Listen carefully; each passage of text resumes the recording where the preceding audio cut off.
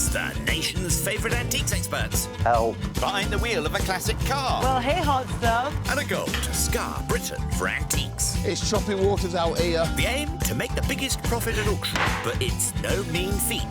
There'll be worthy winners and valiant losers. It couldn't go worse, could it? Will it be the high road to glory? Oh, I like your style. Or the slow road to disaster?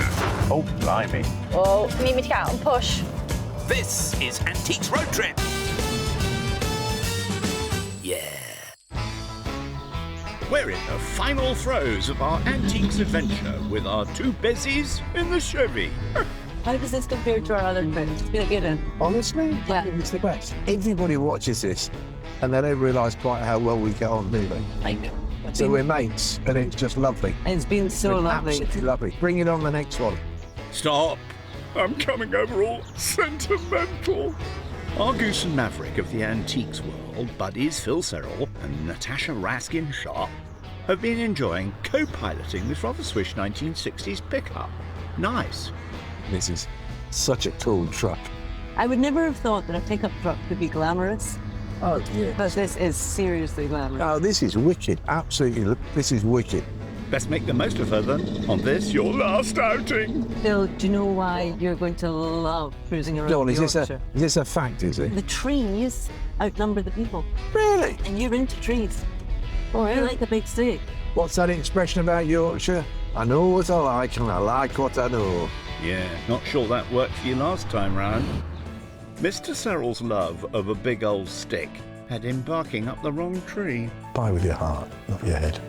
While Tash went on the offensive, bagging bargains. Touché. £5 is the sort of price tag I like to see. And when it came to the sale room, £5. Yes, £5. was Quintin, Sold at 33. Kudos. taking an unassailable 3-1 lead in our best of 5. It really grieves me to say this, but I think the better man won. I don't know about that. I actually don't know how that happened. Well, it has. I hasn't don't know how It it has, and that's the end. But listen, we still must give our all for this final auction. Well, Still the you know, glory. There's still the glory. I'm wounded.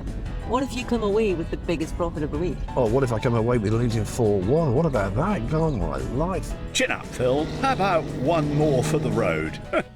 Having begun on a jaunt across Scotland, these two have cruised through Cumbria and Yorkshire, heading now to shop their way around the surrounds of Sheffield before capping things off in Chesterfield. See, I think that we need to have the Phil and Tash show. Do you reckon? I do indeed. Are you yeah. pitching? Are you pitching right now? Phil and Tash on the road. You heard it here first. Before these two get any other grand ideas, best split up. Phil's kicking things off, jumping out in Doncaster. Home to Doncaster Racecourse, the city hosts the prestigious St Leger Stakes. And hoping not to fall at the first fence, our fine filly is trotting his way to V&A Antiques. Every square foot here is covered with fine antiques and furnishings, with dealer Victoria in charge of a store teeming with trinkets and collectibles. I've got to learn to stop walking around with my mouth open. It looks like I'm catching flies. Where to begin, eh, Phil? That's lovely. Well, look at that. I mean, that really looks like a device of torture, doesn't it? Put your finger in there, blimey. But actually, it's a crimping iron. It says on the ticket it's mid-century. That's not mid-20th century, it's mid-19th century. This is about 1850. And what you would do with this is you'd heat up hot irons and you would slide that into there and you'd slide another one into there, and that effectively then would heat up these crimping barrels here.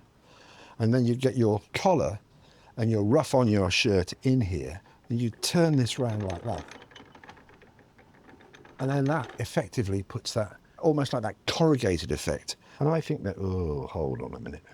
Can you just see that it's broken there and there? Now that's a real pity, because I think this is probably cast, and I'm not convinced that you can actually repair cast. I still think it's a good thing, and it's cheap. 50 quid. Do I want to buy that? Like everything else in life, sadly, it's all down to the money. Well, it can't buy you happiness, but it could buy you a crimping iron.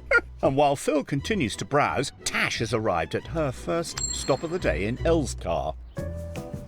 The conservation village is known locally for its thriving heritage centre, a historical site that once served as the industrial hub for the area and now hosts workshops, galleries and a variety of shops, including Tash's first port of call Elscar Antique Centre. Moving well? This is so busy. With 120 plus dealers all displaying their wares here, this place is cavernous, with antique ceramics, furnishings and collectibles aplenty. Luckily, dealer Carl is on hand to help, should Tash need any assistance. Or a map. Let's get rummaging. I think I know what this is. Let me see. Oh. Yes, removable petals. When this was created, I'm going to say first half 20th century, every household would have had an ashtray, but not every household would have had such a fancy one. This is, I think it's a lotus flower, is that correct? Yeah, we imagine this floating on the water, da-da-da-da-dum, sitting on the lake, all pretty. But take off a leaf, there we go, and everyone is given an individual ashtray. At the end of every leaf is a little recess for your cigarette, which you just balance on the leaf while you are not smoking it. And when you want to tap your ash, you do it into the bowl of the leaf. But it's actually really pretty design. So today, is anyone going to use this as an ashtray? I don't really think they are, but they might display it. £49. It is a risk, but I think it's worth it. I've never bought one before and I do find them quite fun, so yeah, I think I've persuaded myself. Back in Doncaster, Phil's rummage continues, and he's spotted something that seems to float his boat. Do you know what? I do love a pond yacht. What you're really looking for in a pond yacht, if you have a look at this deck here, you can see it's meant to look like it's planked. This isn't planked, it's one piece of wood. It feels like it's probably a laminated piece of timber, and this to me looks like it's 1920s. What's it say on the ticket? It says, pond yacht with puzzle sails. Well, you can't argue with that because that does look like a puzzle, doesn't it? But it's priced up at 50 quid. Well, I think that's pretty reasonable. But the real question is, have we got the right amount of masts? Have we got the right amount of sails? And have we got the right amount of rigging? Because if we haven't, well, a yacht without a mast isn't much use really, is it? And would it raise a sale at auction? One to think about. Tash now, back in Elscar. Are they a pair? Yeah, they're the same, aren't they? These are so lovely. Okay, so these are a pair of what I would describe as probably continental glass posy bowls. So bowls in which you would pop your little short stem flowers that you've been out tripping in the meadows picking that morning and displaying quite happily. I would definitely buy these for my home. I think they are so attractive. But it's because you could put anything in these now. They're just little decorative dishes. Age-wise, I'm going to say turn of the century. And for me, the price is great. £15 each. They're not being sold as a pair, but let's try and do a deal as a pair because I reckon these will tickle a few people's fancy at the auction. I'm absolutely in love. Right, you're coming with me. Back in Doncaster, Phil's rummage continues. With the crimpers and pond yacht in the mix, he's putting his years of expertise to good use to find the perfect buy. Yeah, it pays to have a good eye, really, I think. There's something different about him that I can't quite put my finger on. Oh, blimey, I think I've had enough of this. Hold on. So, what have we got? So these are Victorian glass eyes. I mean, this person's got a bit of a problem because we've got a grey-blue one and a brown one. These would have actually been used in the 19th century as glass eyes. And what I love about them, I've seen these before, and you can get some, this would have been very appropriate to me, where the eye is actually all bloodshot. So they're meant to look quite naturalistic. Glass was first used by 16th century Venetians in the manufacture of eye prosthesis, thus the glass eye. And I think they're fun. Not overly sure you'd use them today. Hey ho, off we go. Unsurprisingly, no space for a ticket price on the glass eyes. Best track down dealer Victoria and have a word about all your finds. How are you doing? Oh, hello, Phil. You've got a great shop. You Thank really you. have. I love these crimpers. The Ponyot puzzle. What is going on with that? I know, it was on my to-do You haven't list. done it though. No. And actually, I'm going to dig something out of my pocket here. Look. And I love these glass eyes. What would be the best price on the Ponyot? Because you're going to have to untangle it, but it saves me a job. Yeah. £30, And on the crimpers? £40, And the glass eyes? and £20 on the pair. 20, 30, 40. But with my challenge mass, that's £90, isn't it? It is, yes. I hope I can see a profit in those. I think you will. Victoria, you're a darling. It's a deal on the 3. And one more is £90. Thank you. I'm off to Grantham. Okay, good luck. Bye-bye. Bye. Leaving Phil £110 left to play with. Elsewhere in Elscar, ashtray and posy bowls under consideration, Tash has made another spot. Looks a wee bit old. I don't think this is worth a huge amount of money or anything. I think that this little candlestick, from afar, and then certainly up close in my hand, it looks like it could be export porcelain from the 18th century. So speculative when you buy anything Chinese, blue and white. First of all, this is hand-painted, this decoration.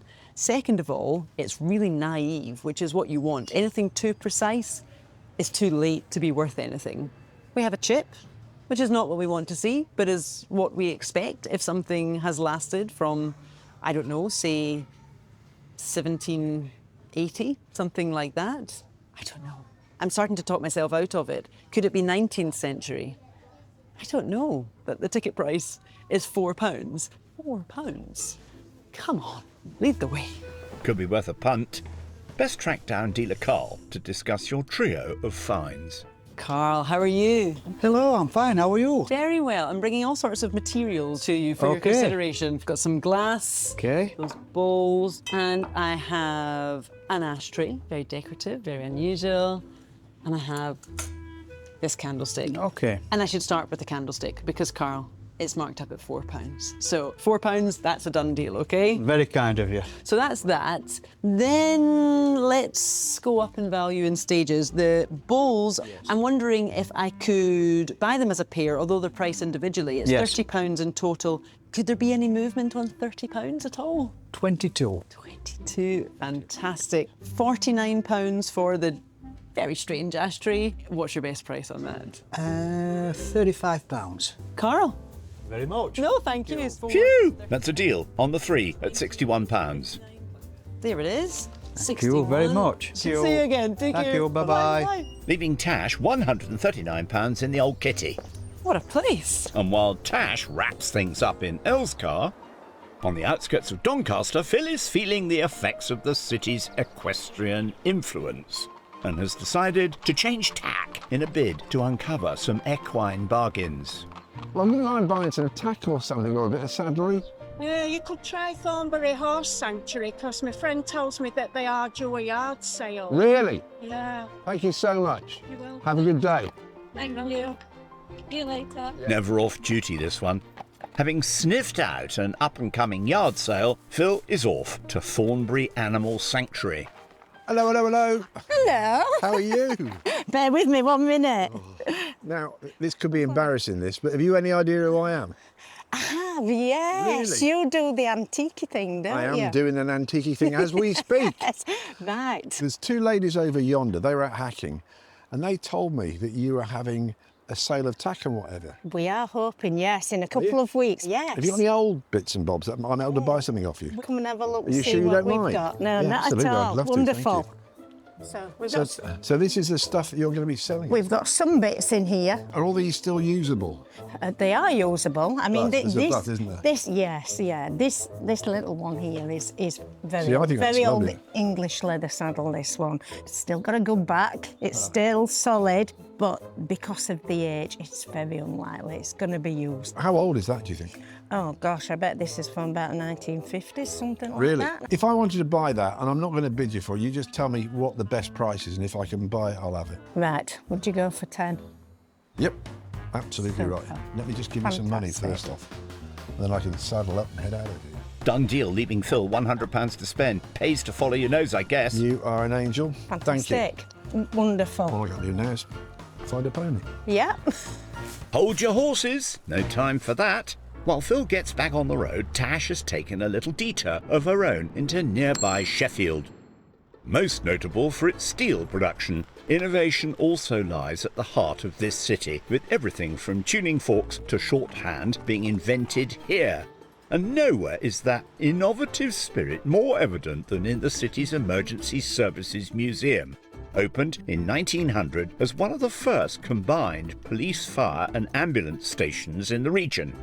The building was an amalgamation of the best of British and American innovation, with some of the country's first fire station pole drops and quick hitch harness systems being implemented here. Natasha has come along to meet museum curator Patrick and CEO Matt for a sneaky peek behind the scenes. Oh, Patrick, this is the access we like, behind the scenes in the archive. Yes, yeah, this is where we keep everything that we can't put out on display. In these archives, if you had to choose one artefact that you're particularly fond of or that you feel encapsulates the building's history, is there one thing you would choose? My particular favourite is this one, which is the incident book from the Sheffield Fire Brigade that actually covers the nights of the Sheffield Blitz. Oh, gosh. On the 12th and 15th of December 1941. A centre for the creation of armaments and munitions, Sheffield became the target of Nazi Germany's Luftwaffe with a series of devastating air raids carried out during World War II. Integral to the city's response was the police, fire and ambulance station with its fire watchtower, allowing first responders to quickly identify areas of the city targeted in the attacks. So there are people in the watchtower who are having to probably know the city really well, because they need to be able to say that's happening on, look, what's that, Washford Bridge. They had to know the city inside out to be able to say exactly where these people had to go, where the services had to respond.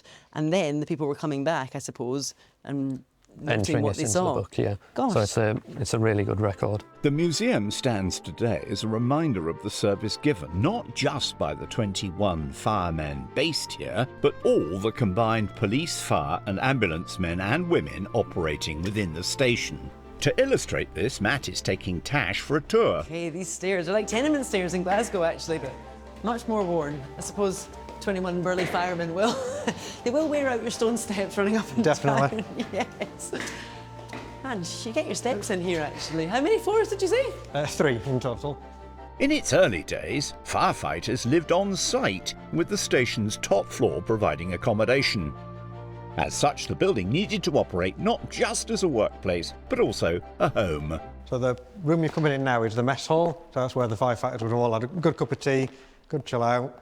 And again, true Victorian architecture, lots of light, lots of nice big windows, and keep it nice and airy and fresh. Now, when this building was created, efficiency was at the forefront. Oh, definitely. Okay, so is there any record of just how quickly the men could get out on a call? About 1902-03, but we say 4.5 seconds was the turnout from night time when the bells go off. Firefighters in the bedrooms on the next floor above, down the pole, shoes and trousers on, out the door, with the horses and everything as well connected to the fire engines. So whether you're on the very top floor above us in the bedrooms or in the mess hall here, you'd literally, the bells would ring straight through this door here. Okay. Oh, to the pole, the pole's Straight here. to the pole, yep. Okay. Straight down the pole, to the engine house, on the fire engines, trousers and shoes on, out the door. That is just nothing. Amazing. The engine room on the ground floor was where most of the action happened, home to fire engines of all shapes and sizes for more than 120 years. It was originally built to house just 3 horse-drawn engines and stands today as a space for the museum to display some of its own collection of historic fire vehicles. Fire engine there, so it's one of the last surviving fire engines from the Sheffield Blitz as well. So I would say served in Barnsley originally, but then was seconded in by the city to help fight the fires, along with hundreds of other fire engines and locals as well. And during the Blitz, obviously such a terribly traumatic time, it was all hands on deck. How strict was the fire service about letting people in? In Sheffield, I would say you had the professional fire service that was the firefighters that had gone through all the tests, really strict on fitness and everything. And then when the National Fire Service came in, the Auxiliary Fire Service, and you needed everybody to volunteer. Anyone and everyone could literally come in and do it, and you needed everybody to do it because you needed that many people, so including females as well, and so you could go and have a go yourself if you want. What, right now? Yeah, why not? So Step we're in try and their get one of the shoes. hoses off, yeah. get one of the hoses off. Do you think go I on. could? Oh See my if you can goodness. do it. Right, come on, Matt. I've been working out. Show me. I hope you limbered up for this. Okay, so talk me through what you'd like me to do. So I was efficiency is the main thing with firefighting. So your hose is absolutely everything is at this end. Grab a hold of the hose there and just imagine you're trying to run to the incident, get the water there as quick as you possibly can. Okay, here we go. Oh my goodness, Matt. Right, okay. Listen, if people were depending on me in an emergency, I'd be worried because that is seriously heavy. And would this have been the job of just one person, or would there have been a team of people? Would this have You'd been have had people threaded? helping you out, but I'm going to say it's designed for a person to just grab hold of it over a shoulder and run. And then I suppose once you're done, you just have to Yeah, you wind need to put in. it back in again, yeah. Yeah, okay, right, well, you help You're me not with leaving that for me to do. Look at this gorgeous brass wheel. Absolutely lovely. So you And need to this keep is- them all clean as well. I'm going to give you some brasso in a minute. I feel like a naughty grandchild having to polish the brass. Hats off to them. They absolutely gave their entire lives to service. Oh, you do. I'm going to say, yeah, you give your life when you're joining the career. Amazing. What insight, Matt. Thank you so much. Talk about a trial by fire, eh? I think you've earned yourself a little rest. Time to get back on the road with Phil in the Chevy. Phil, it's been another glorious day. It's been a top day. What are you going to have to eat tonight? Well, never mind that. We're running out of days. Right. I suppose actually you're right. Focus on dinner. Do you know what one of my favourites is? Go on. Yorkshire pudding, onion gravy in the middle of it, Mm-hmm. and a sausage.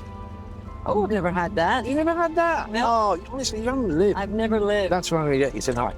But on a night like this, Happy days. happy day. And for afters, perhaps some shut-eye.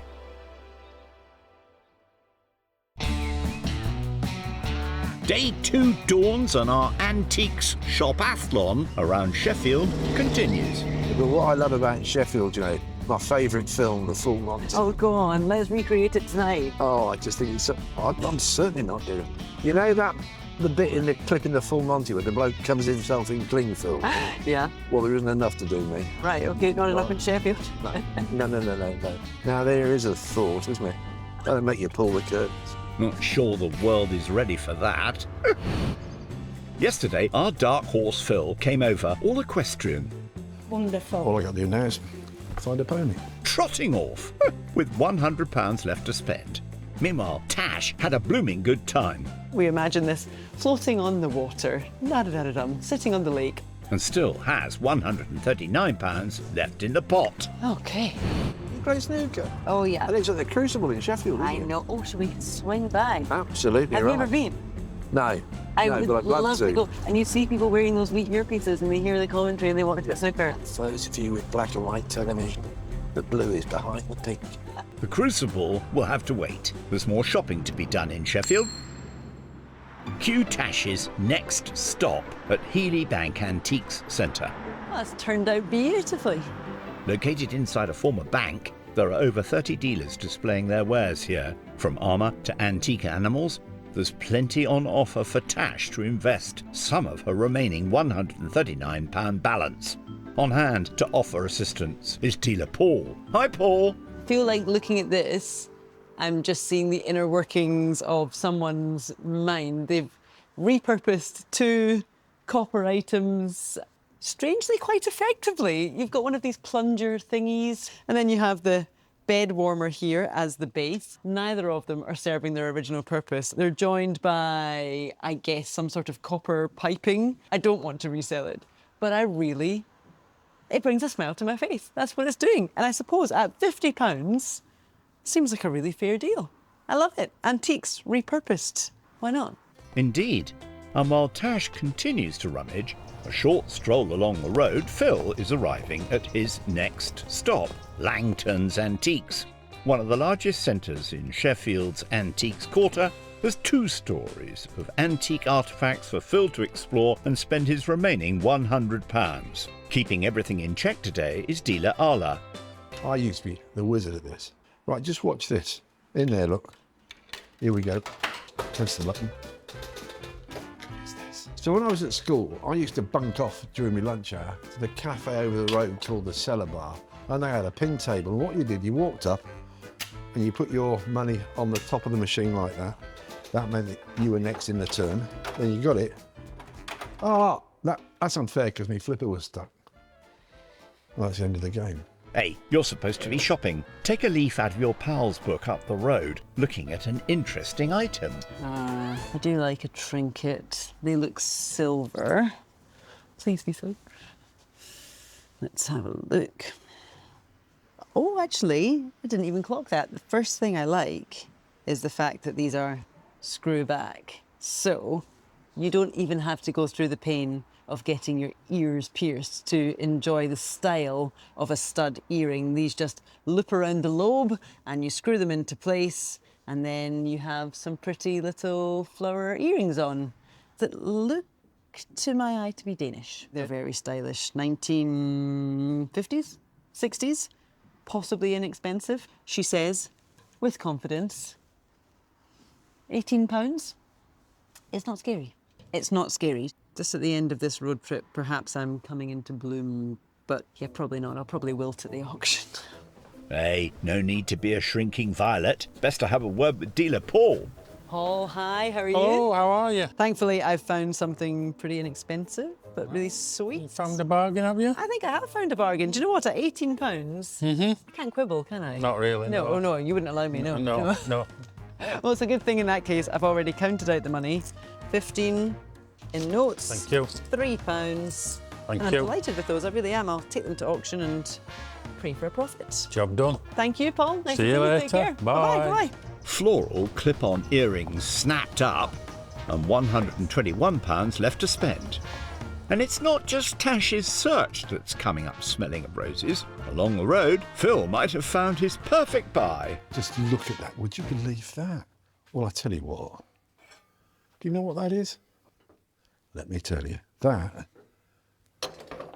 is a saddle rack. So this would be bolted to a wall. And if you know anyone who's recently bought a small, probably 1950s, English saddle, it would just sit in the tack room and it would rest on there. Saddle racks. They're difficult to date because they've been used since the year dot, really. I mean, I would guess that's probably between the wars. It actually might be the same age as my saddle.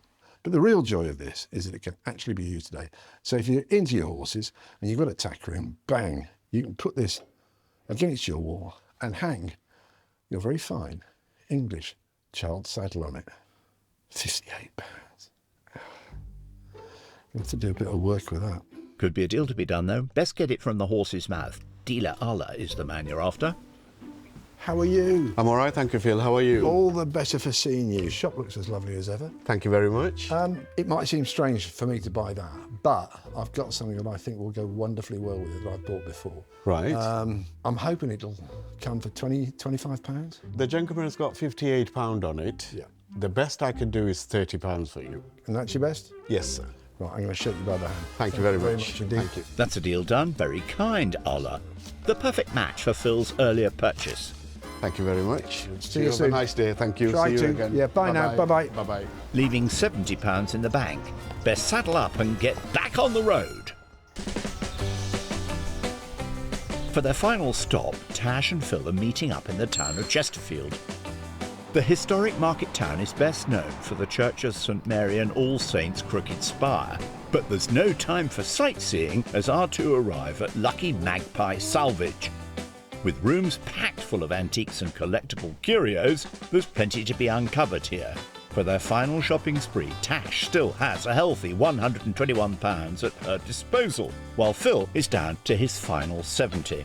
Store owner Susie is at hand to assist.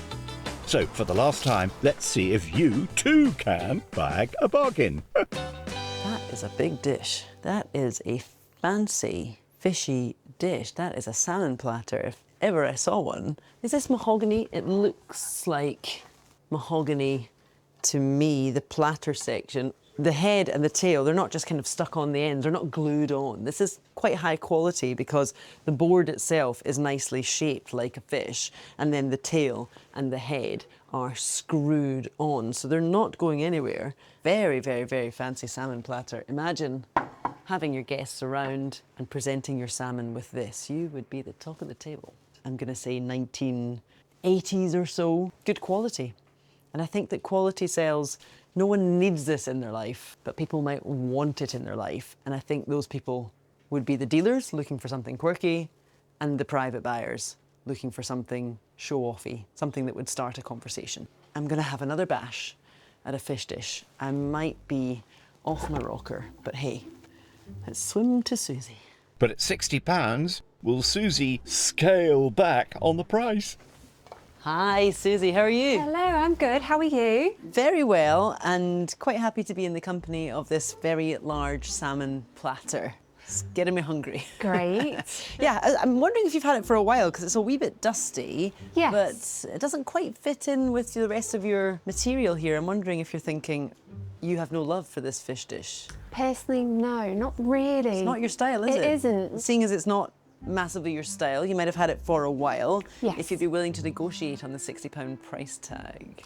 The very best that I could do would be £50. 50 for the fishy dish? Yeah. I'm up for that. Thank you very much. That's a done deal. Much appreciated, Susie. I think that £50 you probably couldn't get the salmon for that, so... Not these days. I will hope for the best, but thank you very much. Thank you very much. I'll get out your hair. Nice to meet you. Nice to meet you. Wish me luck. Good luck. Thanks, take See care. you later. Bye. Lovely stuff. But how's your pal Phil getting on? Those are quite fun, though. You know, I can remember being taken by me folks to the county show, and you'd have a big marquee and a tall post in the middle with all these signs pointing in different directions. So you've got food and farming, horticulture, floral art, show office, and the craft tent. So that's food and farming, and the reverse is fine, okay? That one's horticulture. It's a bit kind of manky around there, and that's broken. I probably wouldn't want that one. The floral art one, that's quite fun. Right, the show office. Well, what I'm looking for is just to see that every one, the reverse side is fine, the show office is fine, and the craft tent, is that one all right? Yeah, that one's all right. They're priced up at £35 each. I've only got 70 quid. There's no way I'm going to get 4, realistically. But I might get 3. So which 3 would I go for? The horticultural set tent has lost its Dewberry. I think I might try and have a go for these 3. Best of luck. Cashier desk is that way. Pay here, so I've got the right place, haven't I? I think you are. Here we are. I must say your shop is eclectic. It certainly is. I quite like these. You've got them priced at £35 each. Okay. Which, to be honest with you, I haven't got.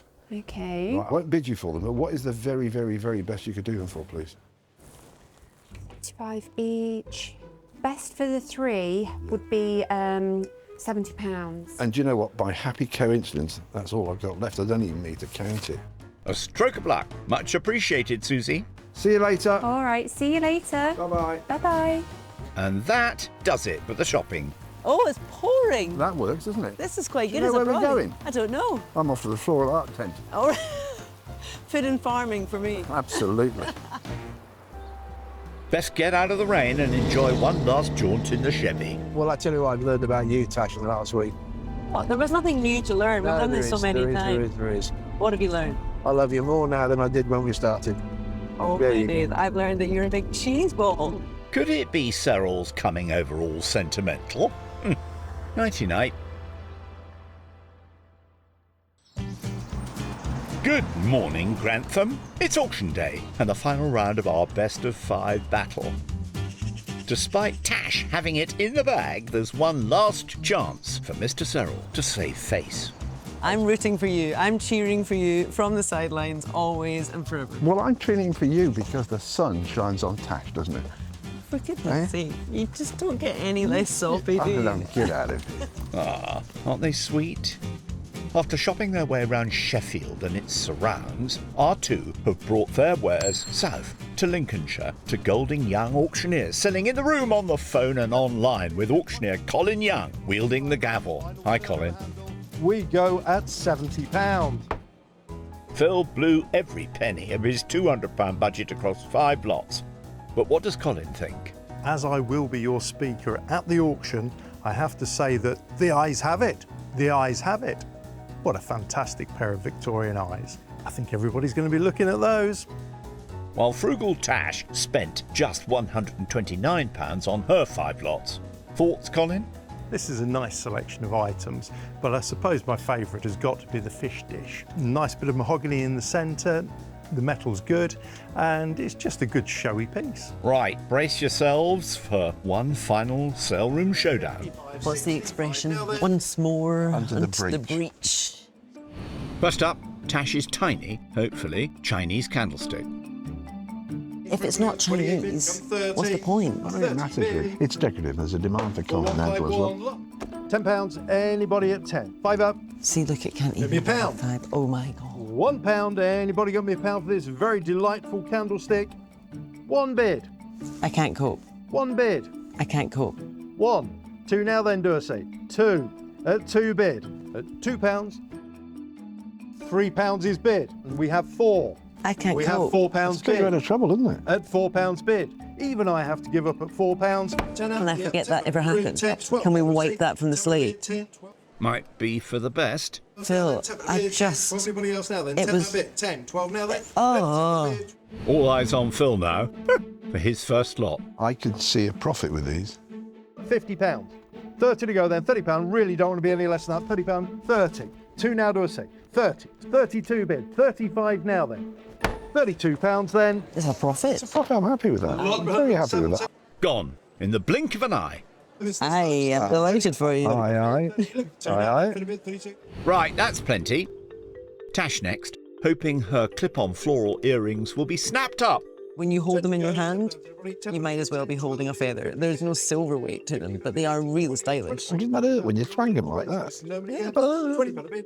30 anybody. £30. 30. £30 for the earrings. Go on. 20 to go then. £20 is bid. 22 bid. 25 now. 25 bid. 28 now then. 25 bid. 28 bid. 30 bid. 30 bid. 2 now. You're off to the £30 races bid. here, 30. lovely. Come 2. Well, not at quite. 30. 2 again now then. £30 bid. Nice sell. At £30 then.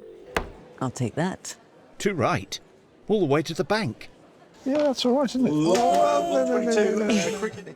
Single swim for Phil now with the pond yacht. It's got the mast, it's got all the sails and all the rigging. But it's all kind of knotted up and I couldn't work out how I knot it, so I didn't bother. £50. Let's get on. 50. 30. I think it might just be sinking. £30, don't want to be any less than this. £30, anybody? 30 at the back of the room. 32, 35, 38, 40, £40 bid. 2 again now then. Selling at £40 then. That's a profit, I don't mind that. Phew! Sailed a little close to the wind there. Captain, my captain. Absolutely right. Yeah. Profit. I'll take that. Happy days. Tash's chance to come up roses now with her pair of glass posy bowls. They're lustrous. They're early 20th century. They have these sweet wee stem holders on the side. They're just beautifully made and they're a pair and they were £22. Give me £80. 80. Oh, that would be great. £80, 50 to go. Oh, it's all good for me. 30 to push. Give me 20. You know you want to. Oh, he was so excited. £20. 22. 25 now then. 22 bid. Thank you. 25. Ought to be at least double this. 25 bid. 28 now then. Selling at 28 and done then. 200. Can I just... And relax. Got there in the end. Is that a wee profit? Yeah, and a wee profit's better than a wee loss. Phil's chance to crank out any size of profit now with his brass crimping roller. Not only is it a kind of a bygone antique, in its own way, it's a little bit of sculpture, isn't it? £100. 100. 80 to go. £20 bid. At 22 bid. 25. You'd be hard pressed to go further. 25. 28. 30. At 30 bid. 32. 32. 35. 38 bid. 40 bid. 42. 45. 45. 48. 48. 50. 50 pound a bid. 5 now. 50 bid. You're going to have to do the 5 online. The 50 was with me on the book. Phil, 50, they've gone wild. 5 now online. 55. 60 now then. 55. Takes out all my bids on the books. 55. 60. 65. 65. 70 now then. At 65. 68. At 68. Bid me 70 now. 70. At 70 bid. We go at £70. Nice Yeah, spot. pleased with that. I'm really, really pleased with Nice that. spot. Yeah. Lovely stuff. Some would say that was yesterday's antique, but it's today's profit. Absolutely right. As it happens. I did my collar first thing this morning. Yeah, I can see. Tash's chance to gild the lily now with her silver floral ashtray. If you want, you could dispense of your ash into these removable petals from this lotus flower. And you could be very chic. You'll see it. You'll see it in a sec. Well, it all comes apart. It all comes apart and you pass it around at a party. 20. 10 to go then. 10 bid. 12 now then. £10 a bid, 12. Anybody else there than at 10? All done, are we at 10? Going at £10. All done at 10. See, I told you that smoking's bad for you. Yeah, that really wasn't the plan, actually. They do often go awry. That's sad. It is sad. It's gone up in smoke. Phil's penultimate lot now with his combined saddle and rack. I keep saying it's not the object that you sell anymore, it's a look, isn't it? And I just think they're quite good decorators things. 30 to go then, surely. 30. 20 to go, £20. Phil. I'm amazed at that. £10. 10 bid. 12 now to a C. We go this time then at £10 then. Oh, Phil, I feel for you, because you had fun buying those. Well, that's something at least.